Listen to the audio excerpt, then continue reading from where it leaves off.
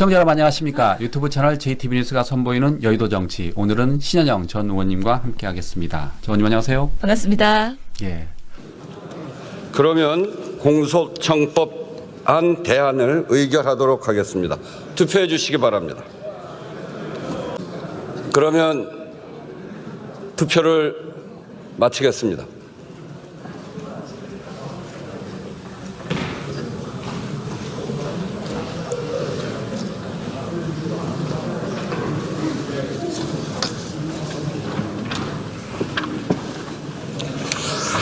투표 결과를 말씀드리겠습니다. 재석 165인 중 찬성 164인, 반대 1인으로서 공소청 법안 대안은 가결되었음을 선포합니다.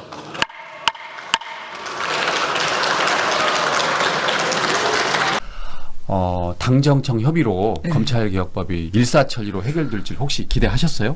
그러니까요. 이렇게 또 수기를 제대로 한번 또 그 과정을 통해 가지고 결실을 맺을 거라고는 기대를 차마 못했는데 다행이다. 그러니까 그리고 역시 대통령이 그랬잖아요. 예. 수기하라고 했잖아요. 그렇지. 예. 그동안 수기를 제대로 안 한 거야. 예. 그러니까 엇박자가 나는 부분들이 분명히 있었어. 이거 갖고 싸우고 갈등되면 안 되는데 라고 생각했는데 또 드라마틱하게 이재명 정부에서 당정청 이 소통을 통해서 이렇게 성과를 내는 거 보니까 검찰 개혁에 그래도 9부 능선까지는 아니지만 예. 8부, 7부, 6부 능선은 넘고 있는 거 아니냐라고 생각이 듭니다. 제가 보기에 수기할 때 꼭 밑줄을 쳐야 됩니다. 밑줄을 그리고 쳐야 돼요. 점이랑 이것까지 가운데 점도 따옴표랑 잘 봐야 됩니다. 다 봐야 됩니다. 가운데 점도 딱 그렇습니다. 보고 밑줄을 치면서 예. 아주 그냥 그물에 물고기가 빠져나갈 수 없을 만큼 촘촘히 봐야 됩니다. 그러니까요. 참. 자, 하나하나 보겠습니다. 정청래 당대표는 공소청 검사의 수사 개입 다리를 끊었다. 그래서 검사가 중수청과 관련해서 수사에 관여할 의지를 아예 원천적으로 차단했다. 결국 가장 핵심이었던 중수청법 45조를 아예 삭제해버린 거잖아요. 그렇죠. 예. 사실 정청래 의원께서 당대표께서 나와가지고 이제 언론에 얘기할 때는 이 45조를 어떻게 수정하지? 이런 고민을 했다는 거예요. 근데 청와대에서 그냥 삭제 예. 이렇게 된 것이고 그게 이재명 대통령의 의중인 걸로 예측이 된다라고 말씀을 하셨거든요. 그래서 결국에는 우리 지지자들이나 국민들이 검찰의 불신을 갖고 있는 거는 정치 검찰. 그 검찰총장을 수뇌부로 해갖고 쫙 상명하복의 지휘체제로 일사불란하게 움직이면서 말도 안 되는 조작 기소. 그래서 죄 없는 사람을 죄 있는 사람을 만드는 이 나쁜 행태에 대해서 근원적인 차단을 해야 된다고 하기 때문에 검사들이 그동안 너무 많은 권력을 갖고 농락을 했다는 거죠. 예. 그러면서 기소권, 수사권, 수사 개시권, 수사 지휘권, 수사 종결권, 영장 청구권 이런 무소불위의 권력을 다 갖고 있던 거를 수사기소 분리라는 원칙하에 그 분리를 철저하게 하고 그리고 수사에 개입할 수 있는 것 그리고 수사관과 가불관계에 있을 수 있는 우려 있는 것들을 통으로 날려버렸다. 그러면서 누구나 만족할 수 있는 최종안이 나왔다라고 말씀드릴 수 있는 거죠. 그래서 최근에는 잠잠하던 검찰 내부망 이프로스가 다시 활성화되나 봐요. 검사들이 반발이 시작된 겁니다. 그러면은 그 나름의 괜찮은 아니었다는 거 그러니까. 아니겠습니까? 또 반증일 수도 있어요. 회복을 보면 그런 예. 얘기가 많이 나옵니다. 검찰이 조용했다라고 하는 거는 검찰의 생각이다. 그리고 검찰이 반발하는 거는 민주진영의 생각이 옳다라는 그런 반증이다. 뭐 그렇게 이야기가 그러니까 나오더라고요. 1차 정부안 나오고 2차 정부안 나왔을 때 조용했어요. 조용했죠. 예. 네. 이대로 하면은 우리가 요리 빠져나가면서 그래도 수사 지휘도 하고 그리고 특사경 이용해가지고 우리가 권한을 계속해서 뭔가 유지할 수 있는 그런 방안들이 있을 거라는 기대와 희망 때문에 조용히 이대로 지나가기를 원했을지도 모른다. 그러니까 당초 안대로라면 중수청 수사관이 공수청 검사에게 수사 관련해서 통보를 해요. 그러면 거기서 이제 공소청 검사가 개입을 할 수 있는 거 아닙니까? 그렇죠. 그래서 그런데, 수사 지휘도 하고 의견 개시도 할 수 있고. 그렇죠. 영장 청구도 관련해서 다 개입할 수 있고 모든 정보를 다 볼 수 있고. 그런데 그 다리를 끊어버렸으니 검사 입장에서는 어떻게 될까요? 그 일반 공무원 되는 거죠. 그렇죠. 왜냐하면 이게 뭐 본인들은 준사법기관이라고 해서 사실은 탄핵을 당하기 전까지는 아무런 징계가 없는 거잖아요. 그러니까 그냥 위에서 시키는 대로만 하면 그냥 그 인생이 보장되는 거예요. 자리가 보장되고요. 그리고 승진이 보장되고요. 결국에는 나중에 옷 벗고 나오더라도 정관 예우로 먹고 사는 데는 충분했다는 거죠. 그런 권한들이 계속 있었기 때문에 사실은 지금의 검찰이 상당한 본인들이 권력 기능을 너무 남용을 했다는 거에 대한 분노가 지금의 그런 검찰들의 사태를 만든 거 아닌가 싶고 개혁은 계속 되어야 된다는 생각이 있고 이재명 대통령도 계속 10번이든 얼마든지 수정이 가능하다라고 열린 마음으로 말씀을 하셨어요. 그렇기 때문에 지금은 당청이 이렇게 소통을 하면은 좋은 결과를 미스매치 됐던 부분들을 보완할 수 있다라는 이 좋은 경험이 저는 이제 6월 지나고 나면 형사소송법 예. 그리고 보안수사 보안소수 요구권이 되든 요구권, 예. 보안수사권이든 이런 부분에 있어서도 매우 첨예하게 작용할 때 적어도 충분한 수기가 어떤 방식으로 가능할 수 있을지 핫라인 만들어가지고 정말 비밀은 보장하면서도 각자의 의견에서의 그 연결고리를 만들어버린 거잖아요. 저는 잘 될 거라고 봅니다. 최근에 검찰 개혁 관련해서 비판을 많이 하시던데 검찰 혹시 주위에서 검찰 쪽에서 연락 안 옵니까? 저요? 네. 없습니까? 이게 나도 모르게 이렇게 리스트업이 되어 있을 수도 있는데 예. 아유 저요 뭐 가진 게 없어가지고요. 아무리 그래봤자 뭐 저는 그냥 평범한 시민으로서 시민의 우리 뒷배를 든든하게 하면서 대변하면 되기 때문에요. 제가 걱정되셨나 봐요, 부장님. 네. 근데 걱정 안 하셔도 돼요. 왜냐하면 이제 수사와 기소를 분리했기 때문에 예. 네. 검찰은 걱정할 필요가 없습니다. 이제. 그러니까 이제 그냥 일반 공무원 되는 거고요. 예. 실제로 그러면은 똑같이 그냥 해야 되는 수사를 열심히 하면 되는 거고, 그리고 또 기소를 해야 되는 상황에서 본인이 기소하면 되는 거고요. 그냥 잘못한 거 있으면 파면도 당하고요, 징계도 당하고요. 똑같은 공무원이고 특혜는 이제 없다. 그래서 본인들도 n분의 1의 역할을 국가를 위해서 국민들을 봉사하기 위해서 하시면 된다. 그 마인드로 다시 시작하면 되죠. 중수청이든 공소청이든 그렇게 하시면 됩니다. 중수청 수사관들이 이제 자신들의 그 권한 같은 걸 이렇게 인지하고 검사의 관계를 끊어버려야 돼요. 현재는 지금 그 상명하복의 관계지 않습니까? 네. 사실상 검사가 지시하면 하라는 대로 다 하는데 앞으로는 이제 독립적인 기관이 됩니다. 그렇죠. 중수청은 말 그대로 행안부 소속이고 공소청은 법무부 소속이기 때문에 이제 벌써 부가 다르기 때문에 검사 굳이 신경 안 써도 됩니다. 그러니까 수평적인 관계로서 그렇죠. 수평적인 관계. 그런 조직도를 만들어 놓은 거고, 그리고 중수청도 결국에는 2원화 하려다가 1원화로 그냥 합쳐버렸잖아요. 그렇기 때문에 각자의 전문성을 가지고 수사하고 그 다음에 또 다음 단계로 넘어가고 이렇게 하면 되고, 수사 지휘권이나 의견 개진권이 마치 갑을 관계처럼 돼가지고 내가 이 검사들의 요청에 대해서 반하는 결과 아니면 보완 수사를 안 했을 때 나중에 후환이 들었거나 아니면은 오히려 이런 부분에 있어서의 보복을 당한다는 두려움이 있어갖고 사실은 경찰이 그동안 검찰의 그런 요청에 대해서 무시하지 못했던 거잖아요. 예. 각자의 전문성 가지고 하면 된다고 생각하고요. 그만큼 상대적으로 경찰의 수사의 그런 범위와 권한이 커지는 거기 때문에 이 경찰들의 수사 전문성도 계속 키워가지고 정말 뭐 민생에서 현장에서 이런 검찰 개혁이 작동을 할 때 수사의 그런 사건들이 쌓이지 않고 빠르게 처리될 수 있도록 하는 그런 부분까지도 후속 조치로 잘 이제 챙겨야 된다라고 생각을 합니다. 이에 대해서 국민의힘은 반발하는 내용의 그 내용을 발표했습니다. 경찰이 수사를 덮거나 인권을 침해해도 제어할 방법이 없어서 국민들이 피해만 본다라고 했습니다.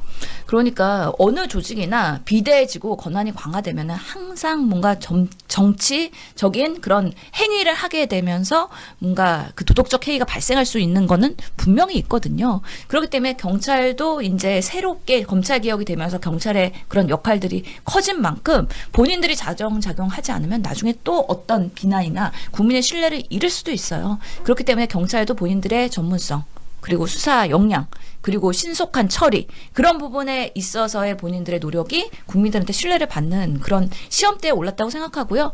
뭐 그러면은 경찰의 권한이 비대해지고 이 사람들이 수사를 제대로 못하고 그러면은 그냥 검찰개혁 아무것도 하지 말자고요? 그렇죠. 도대체 국민의힘은 아니 정치 검찰의 그런 행태들은 정권이 바뀔 때마다 반복될 수 있는 우려가 있었음에도 불구하고 문제의식이 있는 건지, 있다고 하더라도 그러면 어떤 대안을 마련할 건지, 이런 것들이 국회에서 입법으로 만들어져야 되는데 맨날 발목 잡기만 하고 대안이 없어요. 맨날 필리버스터 하잖아요. 이제 국민들도 알죠. 아유 또 저기 필버한다, 그냥 발목 잡기 한다, 대안도 없는 정당이 정말 답이 없다, 답이 없어 이러면서 이번에 이제 19일 본회의 이제 올라가서 하면 필버 시작되고 그러면서 껌껌이 박을 텐데 그것이 정말 국민들한테 소구력이 있을 것이냐? 전혀 없다는 거죠. 예. 아무도 안 봅니다. 민주당은 그 국민의힘의 이런 반발에 대해서 이렇게 언급했습니다. 권력은 나눌수록 안전하다. 그러니까 현재는 검찰이 다 무소불위의 그 칼을 휘두르고 있는데 앞으로는 수사기관 그러니까 경찰이 되겠죠. 경찰과 중수청의 수사관이 수사를 전담하고 그리고 공소청의 검사가 기소를 맡기 때문에 상호 견제하는 시스템이 마련된다. 예. 이것이야말로 진정한 사법 안전장치다라고 민주당이 밝혔습니다. 네, 각자의 역할을 하면 된다고 봅니다. 예. 그래서 이제 다들 공소청으로 갈지 아니면 검사들도 뭐 일부는 중수청으로 갈지 모르겠는데 안 갈 그럴 겁니다. 왜 그래요? 예, 한번 어떻게 되는지 한번 보고 네, 옷 저는- 벗는 사람도 많아요. 저는 안 간다고. 그러니까 네. 차라리 옷을 벗을지언정 네. 중수청이 갈 이유가 없잖아요. 검사 네. 입장에서는. 왜냐하면 자기들은 공소청에 남아가지고 그래도 자기 그 상관이 여전히 검찰총장이잖아요. 그거는 네. 검찰총장 이름은 남아있으니까. 예. 제가 보기에 검사들은 공소청 검사로 남는다. 100% 저는 확신합니다. 이름은 검찰총장으로 예. 남았지만 예. 우리는 공소청장으로 부르면 된다. 그렇죠. 그게 정청래 당대표의 그러니까요. 워딩이었습니다. 예. 그리고 또 대자도 빼고 대공소청이 아니라 공소청 그리고 광역공소청 지방공소청 어쨌든 78년 만에 검찰이 해체됐다고 예. 법사위도 통과하면서 민주당 의원들이 땅땅땅 의사봉을 친 뒤에 추미애 의원이나 뭐 김용민 의원 뭐 박은정 의원들이 파티를 했더라고요. 사진 예. 띄웠는데 혹시 예. 보셨어요? 그 사진은 못 봤는데 네, 사진 띄웠습니다. 기뻐할 충분한 서영교 그런- 의원이랑 했는데 예. 여전히 검찰이란 단어가 사라지지 않는 게 저는 조금 그렇더라고요. 그러니까 이게 노무현 대통령 때부터 이 검찰 개혁은 계속 노력을 했었는데 그동안 잘 안 됐잖아요. 예. 그래도 진짜 진일보하는 성과를 냈다는 거에 대해서 정말 파티를 할 만한 내용이라고 생각을 하고요. 정말 정성호 장관이나 아니면은 그 여러 법무부의 사람들이 정권이 바뀌고 나서 검찰한테 여러 번 얘기했대요. 이 검찰 개혁은 시대 정신이다. 이제 너네들이 쌓은 과오기 때문에 받아들여라. 그리고 국민들이 요구하기 때문에 검찰청을 위시한 검사들이 이제 사라지는 거다. 업보다. 받아들여라. 하고 했기 때문에 이제 그 사실에 대해서는 이제 내려놓으시고 예. 그리고 공소청에 가시던지 옷을 벗던지 아니면은 일말에 중수청에 가실지는 모르겠지만 예. 그 각자의 역할에서의 그 공무원으로서의 국가 봉사를 하는 헌신하는 마음으로 다시 뭐 시작하시기를 바라는 마음입니다. 어쨌든 첫 술에 배부를 네. 수는 없으니까 제가 예. 보기에 중수청법 45조를 삭제한 것만으로도 정말 78년 만에 검찰의 해체를 가져온 큰 일이라고 보니까 예. 좀 더 지켜봐야 될 것 같습니다. 그럼요. 역사의 큰 정말 단계가 이렇게 스텝업이 됐다라고 생각이 듭니다. 예. 자, 다음으로 검찰 개혁의 또 다른 깃발 7대 조작 기소 국정조사에 대해서 알아보도록 하겠습니다. 네. 민주당이 7가지 사안에 대해서 검찰의 조작 기소를 파악하기 위해서 이제 드디어 국정조사를 출범합니다. 국민의힘은 당연히 반발하고 있는데 예. 그 가운데 최근에 가장 회자된 게 다름 아닌 쌍방울 대북 송금 사건. 그렇죠. 예. 대통령까지 SNS에 검찰의 이런 조작은 살인보다 나쁜 짓이다라고 했습니다. 정말 나빠요. 이게 정말 타겟팅 정하고요. 프레임 씌워가지고 언론에서 막 공작하고요. 그 배후에 검찰들이 막 이렇게 수사 내용들을 흘려주는 거잖아요. 그러면서 그 사람은 이미 악마가 되어 있어요. 근데 나중에 그게 사실이 아닌 걸로 재판에서든 어떻게든 무혐의 나고 문제가 없었던 걸로 드러나면 아무도 기사 안 써주잖아요. 그러니까 정말 그 대통령이 SNS에 예. 이재명 대통령 조폭 연루서를 제기했는데 관련해서 이제 이재명 대통령이 혐의 없는 걸로 나오는데 아무도 기사를 써주지 않더라라고 했지 않습니까? 그러니까 이게 참 나쁜 언론의 속성인데요. 본인들이 정말 펜으로 사람을 죽일 수 있다는 거를 꼭 기자들이 알아야 되는데요. 예. 그럼에도 불구하고 이게 부안해동 하는 거예요. 그 시류에서 막 언론이 선동을 하기 시작하면은 우리도 기사 써야지 하면서 정말 그대로 복붙하는 기사들이 엄청나게 많아지거든요. 와, 그래서 어떻게 언론이 이렇게 개수가 많아지는데 이렇게 퀄리티가 떨어지고 어떻게 기사를 받아서 쓰고 본인들이 검증도 안 하고 사실관계도 확인도 안 하냐. 정말 통탄할 일이다. 이재명 대통령이 너무 뼈저리게 경험했기 때문에 얼마나 억울하셨으면 얼마나 답답하셨으면 X에다 그거를 포스팅 하셨겠어요.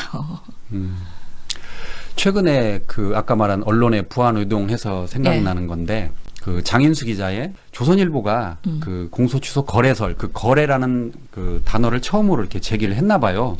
그러니까 많은 언론들이 공소 취소 거래로 이렇게 몰고 갔다는 거예요. 아. 공소 취소 거래는 아닌데 왜 그러냐. 이건 조선일보의 뜻이다라고 많은 댓글이 올라오더라고요. 그러니까 이게 내부에서 사실 우리 민주진영에서 내부에서 뭔가 악재가 터졌을 때 그거를 아타쿠나 좋다 하고서는 받는 게 조중동이었잖아요, 사실.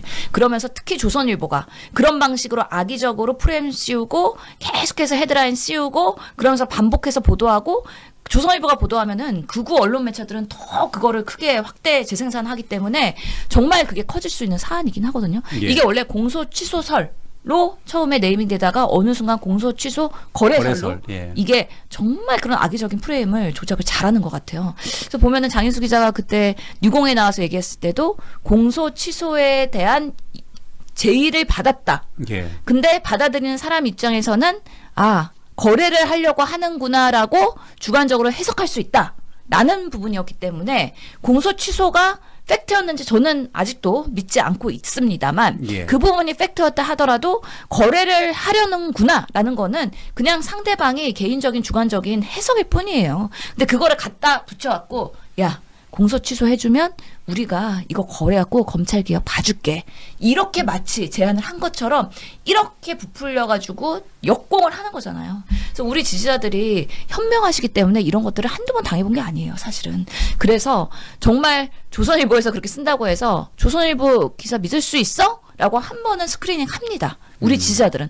그럼에도 불구하고 계속해서 양적으로 막 공격을 해오면 감당하기가 어려운 거예요. 그러면서 거기에 휩쓸려가는 사람들도 꽤 있어요.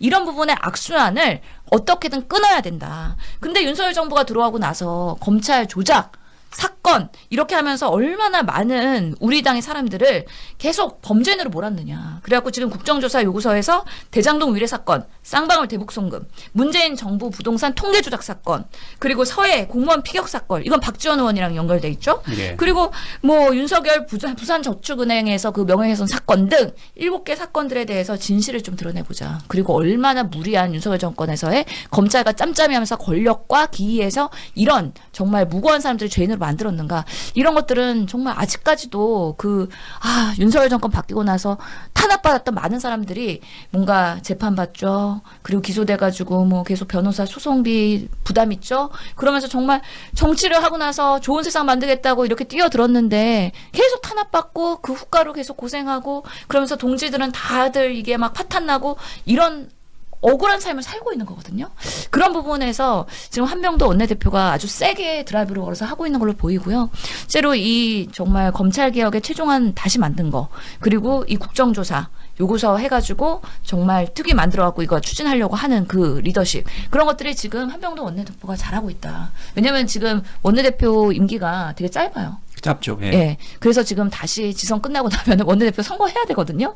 그래서 열심히 할 수밖에 없고 잘할 수밖에 없는데 지금 그래서 할 수 있는 거 쫙 다 하는 것 같아요. 그러면서 정청래 당대표, 한병도 원내대표의 케미가 좋다. 청와대랑도 소통도 잘 되고 그러면서 당정청의 공조가 아주 훌륭하다라고 말씀드리고 싶습니다. 예. 이게 사법 분야라고 법정 소란을 피웠죠. 김용현 전 장관의 변호인인 권우현 변호사의 구속영장 영장실질심사에서 영장이 기각됐습니다.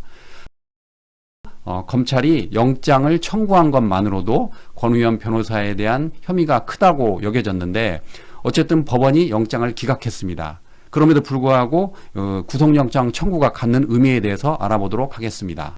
검찰이 권우현 변호사에 대해서 구속영장을 청구했습니다. 이게 보통 검찰이 웬만하면 변호사한테 이렇게 안 하는데 검찰이 웬일이래요? 그러니까. 이재명 정부의 검찰은 달라도 다른가요? 아, 저는 그게 참 방금 말씀하신 게 희한했어요. 어떻게 왜냐하면 네. 웬만하면 옛날 같으면 다 봐주잖아요. 이게 법정 모욕 뭐 그런 거는 봐주는데 예. 예. 그래서 이게, 이례적이죠. 예. 네. 이게 이제 작년에 네. 그 11월 26일 대법원 소속 법원 행정처가 권우현 변호사를 법정 모욕 그리고 명예훼손 혐의로 고발을 했습니다. 잘 아시는 것처럼 권우현 변호사가 재판정에서 이게 대한민국 사법 분야라고 이렇게 모욕을 했잖아요. 소란했죠. 네. 이승만 판사 있는 재판부에서. 법원의 재판을 방해 또는 위협할 목적으로 법정이나 그 부근에서 모욕 또는 소동한 자는 3년 이하의 징역 또는 700만 원 이하의 벌금에 처한다. 규정이 있습니다. 형법 규정에 따라서 하는 겁니다. 그리고 저희 재판부는 이 사건의 중대성을 고려해서 과태료는 관련 규정에 있는 최대 금액으로 부과하고 있습니다. 정인 불출석에 따른 과태료도 최대 500만 원이고요. 선서 거부에 따른 과태료는 법률에 최대 50만 원으로 되어 있습니다. 그래서 이제 헌법과 법률에 따라서 재판을 진행하고 있고, 근데 그걸 초과해서는 부과할 수가 없습니다. 과태료에 대해서도 가중하는 규정이 있기 때문에 최대 금액만 부과할 수 있습니다. 네, 그 내용도 참조하시기 바랍니다.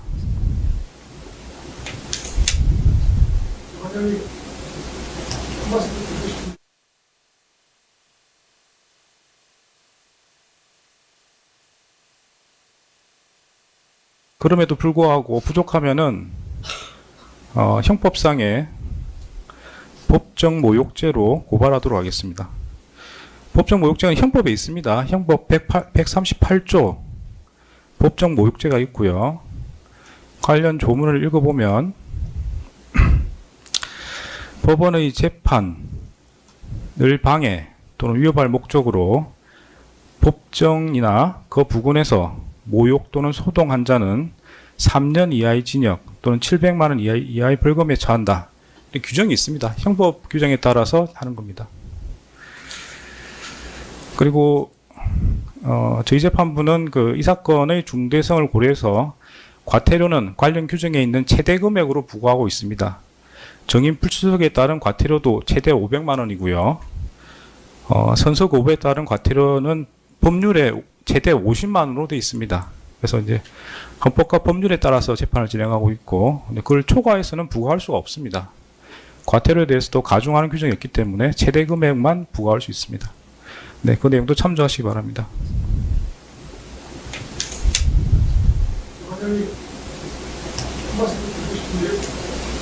누구십니까?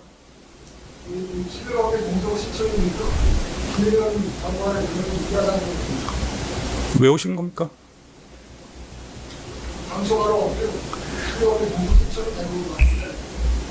자, 거부를 합니다. 거부했고요. 이 법정은 방청권이 있어야만 볼 수가 있습니다. 퇴정하십시오. 네. 퇴정하십시오. 지금 명합니다. 자, 지금 하시면 감시합니다. 나가십시오. 나가십시오. 말씀하시면 감시합니다.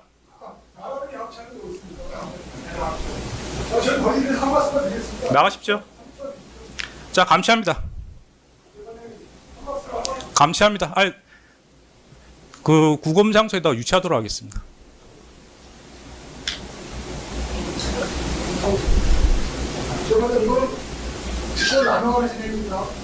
감시합니다. 감시합니다. 옆에 계신 분은 왜 있습니까? 나가십시오.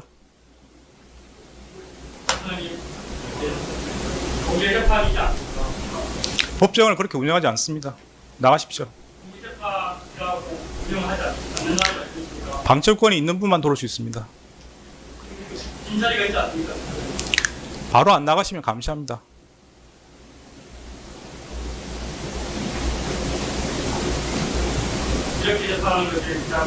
자, 감시합니다.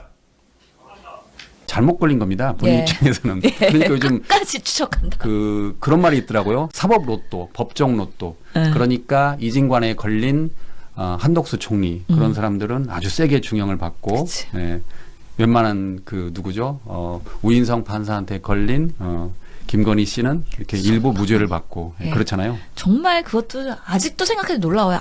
어떤 부장판사가 걸리느냐에 따라서 죄의 스펙트럼이 이렇게 달라질 수 있느냐라는 거고, 보통 우리가 검찰이 구형은 세게 하고 그다음에 재판부에서는 약간 그걸 톤다운시키는 방식으로의 최종 판결이 나잖아요. 그렇죠. 근데 정말 갑자기 23년형 하면서 징역 한덕수 23년을 높여버렸잖아요. 와, 이렇게 되면서 누구야? 이진관이 누구야? 이렇게 돼버린 거잖아요. 근데 정말 이진관 판사가 이 비상계엄에 대한 2024년에 어떻게 이런 선진국인 대한민국에서 비상계엄과 탄핵 이런 거에 분노하는 공명심이 있었던 것 같아요. 그리고 한덕수의 그런 미꾸라지 전략에 대해서 절대 휘둘리지 않는다. 사법부는 엄중하게 판단한다. 이런 부분에 있어서 다시 한번 위에서부터 내려오는 내란 그리고 쿠데타 민주주의를 지키기 위한 그 역사적인 사법부의 역할 이런 것들을 되게 크게 생각한 것 같아요.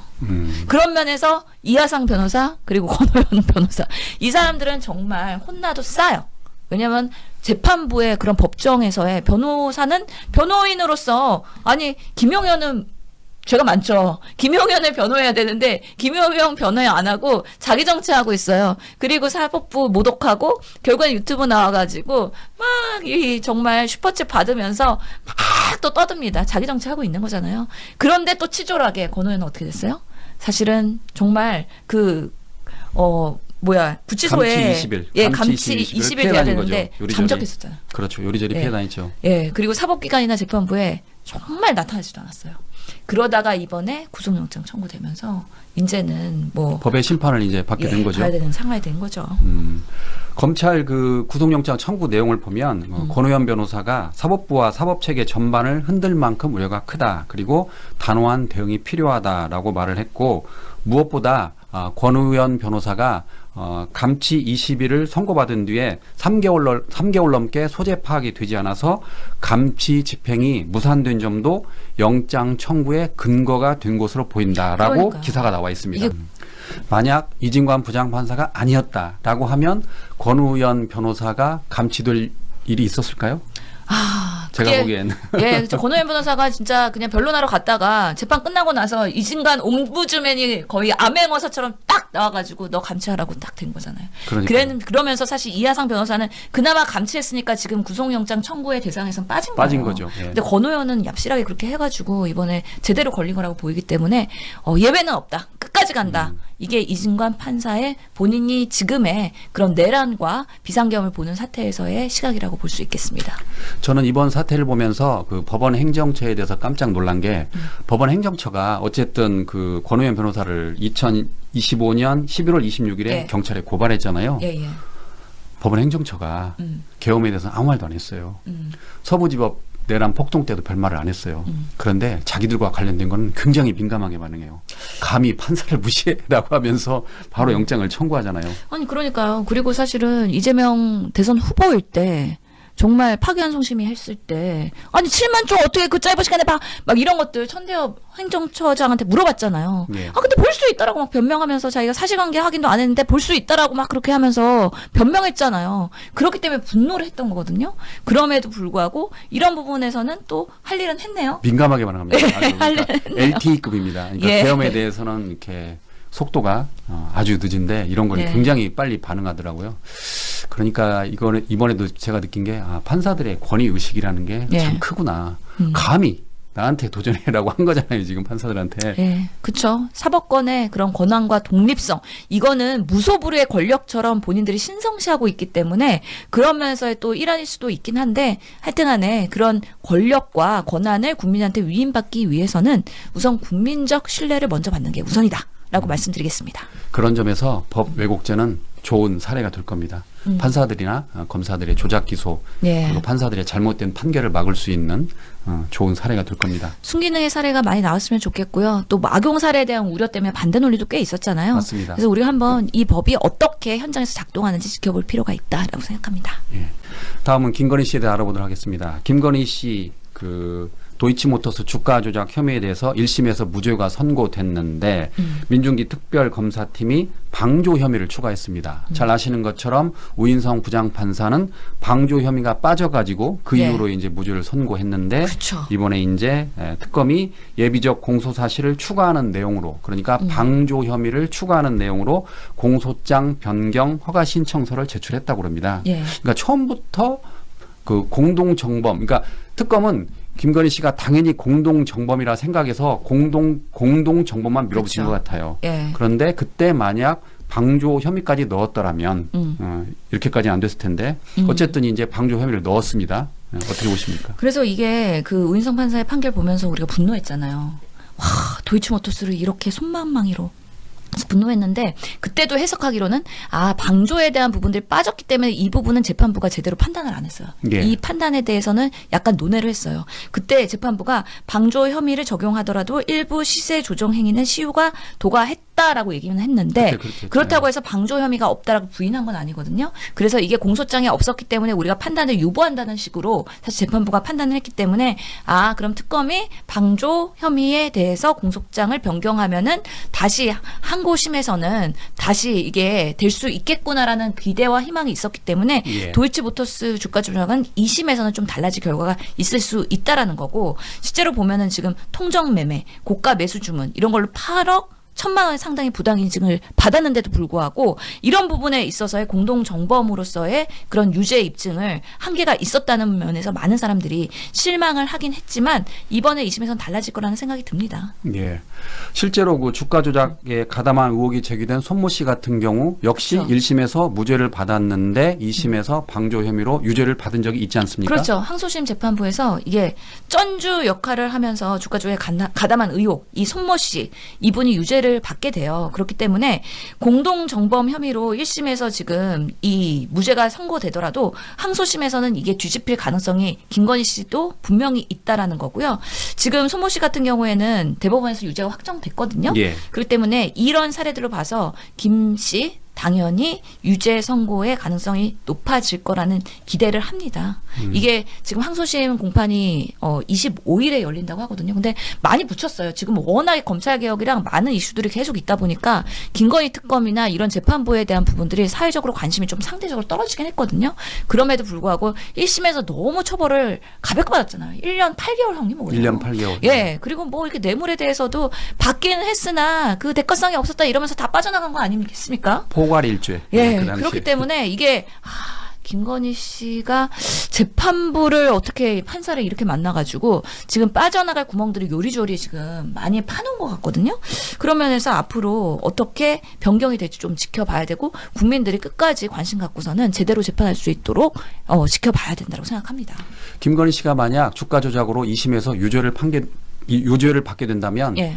영향을 받는 두 사람이 있습니다. 다름 아닌 이창수 전 중앙지검장과 예. 조상환 전 4차장. 이 두 사람은 디올백 수사 그리고 도이치모터스 주가 조작 사건을 제대로 수사하지 않고 무혐의를 처분했잖아요. 그런데 김건희 씨가 만약 유죄가 나온다면 이 두 사람도 어떻게 될지 모릅니다. 그래서 지금 두 사람은 출국 금지가 됐습니다. 그러니까요. 출금을 받았는데 지금 2차 종합특검에서 이 김건희 특검에서 했던 것들을 다시 이렇게 쭉 다 보면서 들여다보고 있습니다. 그때 미진했던 것들에 대해서 제대로 다시 파악해가지고 필요한 것들은 다 하고 있는 거잖아요. 원희룡 전 지사도 출금 당했어요. 네, 금지됐죠. 그래서 그 네. 양평 고속국도에 대한 부분 김건희에 대한 것들이 상당히 미진했고 김건희 특검의 내부의 검사들이 사실은 적극적으로 이런 부분들을 파헤치지 않았다는 게 상당히 아쉬움이 있었거든요.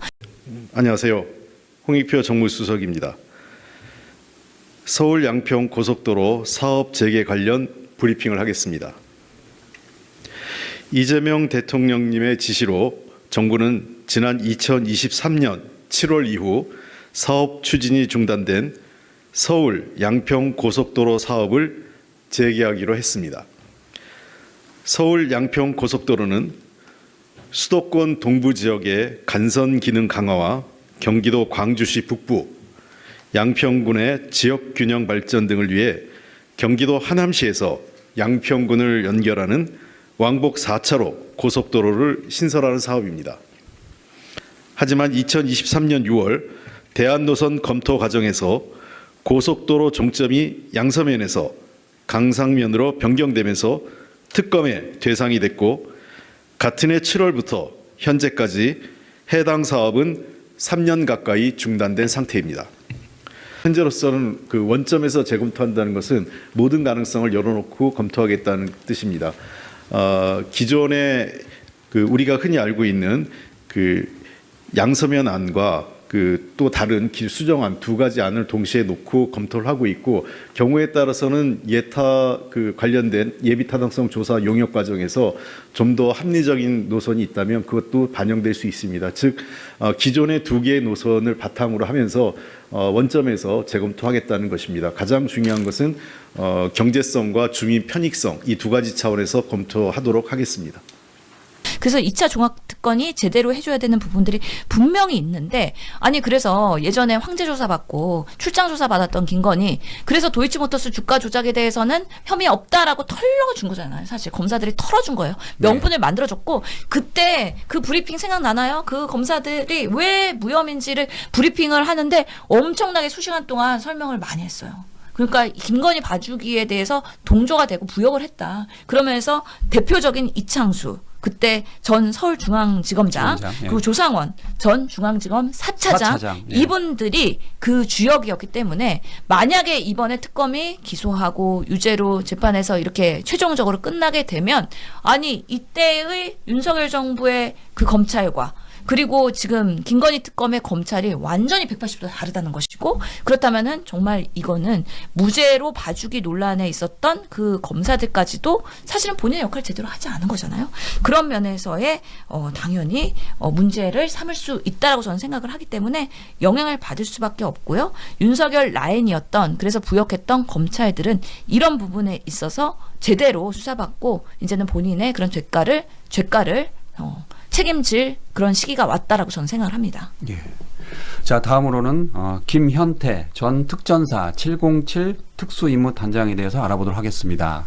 조은석 내란 특별검사팀이 김현태 전 특전사 단장을 민간법원 첫 재판에서 재판부의 직권으로 구속영장을 발부해달라고 요청했습니다. 이것도 흔한 일이 아닌데 특검이 보기에는 김현태 씨가 좀 심하다고 보는 것 같아요. 예. 그러니까 민간인 신분으로 지금 재판을 받고 있는데 우리가 잘 아는 것처럼 김현태 단장은 계엄 때 소총과 권총, 태건 등 무기를 소지한 채 국회 경내에 침투했고 예. 그리고 소총으로 본관 유리창을 깨고 국회의사당 안으로 침투했습니다. 그런데 처음에는 우리가 그 기억하는 그 악어의 눈물이라고 해가지고 본인이 좀 사과하는 모습을 보였잖아요. 이후에 이제 불구속 기소된 뒤에 입장을 완전히 바꿨습니다. 그래서 지금 민간인 신분으로 재판을 받고 있는데 검찰이 구속영장을 지금 구속해달라고 했습니다. 흔치 않은 일입니다, 이거. 그러니까 이 사람이 특전사 707 특수임무 단장이었다가 파면됐잖아요. 예. 그렇기 때문에 이제는 할 일이 없어요. 공무원으로서의 뭔가 이 나중에 연금이나 그동안에 수십 년 동안 했던 것들에 대해서 녹을 받을 수가 없어요. 존중을 받을 수가 없기 때문에 이제 할 수 있는 거는 본인이 여론선동과 정치뿐이라고 생각한 것 같아요. 예. 그렇기 때문에 뭐 이렇게 집회에 올라가고 멋있는 선글라스 끼고서는 본인 양복 쫙 입고서는 막 이렇게 막 윤 어게인을 외치고 전환길 뉴스 막 여기 출연해가지고 왜 이렇게 전환길 사랑을 받고 있는 거예요? 와 정말 그래서 놀라운 전환길이 부분인데. 애제자로 키우는 것 같더라고요. 네. 그냥. 근데 이 사람이 어떤 사람인지 처음에는 사실은 내란 특검이 발족되고 뭐 내란 재판하고 막 그럴 때 처음에 초반에는 막 기자회견 열고 그럴 때는 모든 책임은 저한테 있습니다. 저희 그런 우리 아래에 있는 직원들한테까지 뭐라고 하지 마십시오. 군의 모든 그런 책임은 제가 뒤집어 쓰고 가겠습니다. 이런 얘기해서 되게 뭔가 책임감 있는 그런 군인 정신이 살아있는 분인가 현혹될 뻔했어요. 그런데 그 이유는 완전히 돌변해가지고요. 본인이 정말 왜 그 내란에서 그 현장에가 그렇게 했는지에 대해서 아주 윤석열식의 화법으로 계속해서 두둔하면서 재판에 임했잖아요. 이게 정말 재판부나 특검이 봤을 때도 아주 이 사람은 여론선동에 능하고 사실은 진실되지 않은 사람이야. 그렇기 때문에 그런 재판을 받는 과정에서의 증거 인멸의 가능성도 있고 또 사실을 호도하는 부분들도 있기 때문에 이제는 이 사람은 그냥 놔두면 안 되겠다. 그런 면에서의 이제 검찰이 구속영장이 필요하다. 비록 불구속으로 기소가 되긴 했지만 이제는 이 사람을 그냥 놔두면 안 된다라고 판단한 것이 아닌가라는 생각이 듭니다. 이에 대해서 김현태 전 단장의 변호인 측은 구속의 필요성이 없다라고 지금 반발하고 있습니다. 그러니까 이미 주요 증거와 증인 신문이 상당 부분 확보된 상황에서 추가적인 증거인멸 가능성을 상정하기 어렵다면서 구속 사유가 충족되지 않는다라고 지금 반발하고 있습니다. 근데 이게 구속에 대한 거나 하여튼 사안의 중조성, 도망 우려, 증거인멸 이런 것들이잖아요. 그걸 판단을 해야 되는데 지금 조은석 특검이 이렇게 요청을 할 때는 이유 없이 요청하진 않습니다. 정말 이 사람이 그동안 김현태가 파면되고 나서 어떤 증거 인멸의 역할을 했는지에 대해서 그런 정황들이 분명히 있는 거예요. 그렇기 때문에 파면 이후에 김용현과 접촉해서 통모, 비밀리에 공모를 하고 그다음에 주요 증인들에 대해서 회유, 협박, 압박 하는 증거인멸의 행위를 했다라고 주장을 하고 있기 때문에 이런 것들은 분명히 근거가 확보돼서 주장할 수 있는 재판부에서의 그런 내용으로 활용이 됐다고 저는 생각을 하고 그렇기 때문에 이 사람의 그렇게 돌변하는 입장에서의 그런 어게인 같은 발언들에 대해서는 분명히 사안의 중대성이 있고 증거인멸이 있다 그러면 이 사람은 구속의 사유가 충분히 있다고 사법부터 판단할 가능성이 높다라고 저는 생각을 합니다.